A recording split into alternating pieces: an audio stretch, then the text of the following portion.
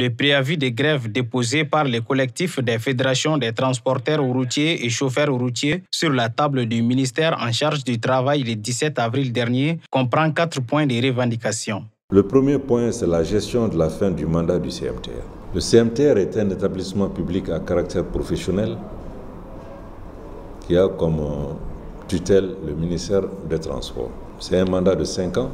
L'Assemblée consulaire, le scrutin, c'est le 25 avril 2015.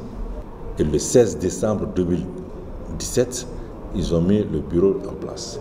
Donc, ce bureau aussi devrait finir le 16 décembre 2022. Donc, de décembre 2022 jusqu'à nos jours, donc il n'y a plus rien. On est encore dans un vide juridique. Ce qu'ils doivent faire aussi est pris en compte par le décret dont je parle.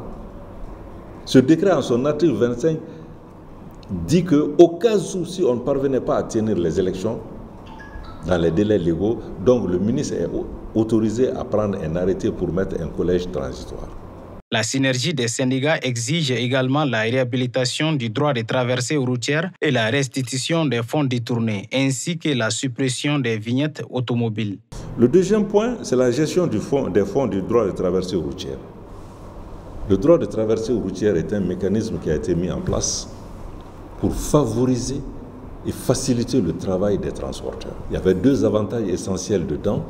Le premier avantage, c'était de réduire autant que faire se peut le facteur temps dans le transport. Donc, une fois que tu prends ton droit de traversée au point de départ A, jusqu'au point arrivé B ou C, tu n'es plus soumis à un contrôle. Aucun policier ne peut te prendre. Même s'il t'arrête, tu lui montres ton droit de traversée, il n'a plus droit à toucher à ton cahier. Ces fonds ont été créés par une loi. C'est une loi qui a créé les fonds issus du droit de traversée routière, la loi 96-19.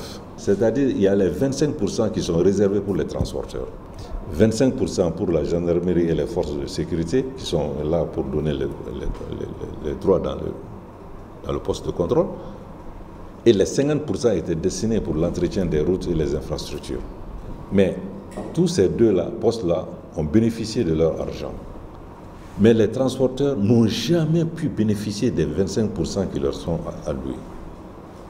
Et nous avions fait une estimation jusqu'à peu près à 18 milliards qui a été détournée par le ministère des Transports et le CMTR. Bon, en 4e point maintenant, c'est la suspension des vignettes. Et qui suit l'actualité, sait déjà que le problème de vignettes, c'est une mascarade.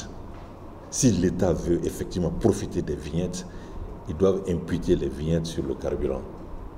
Ce préavis de 72 heures de grève allant du 2 au 4 mai est signé par 4 fédérations syndicales qui forment le collectif. La synergie entend user de tous les moyens légaux pour l'application des textes en vigueur.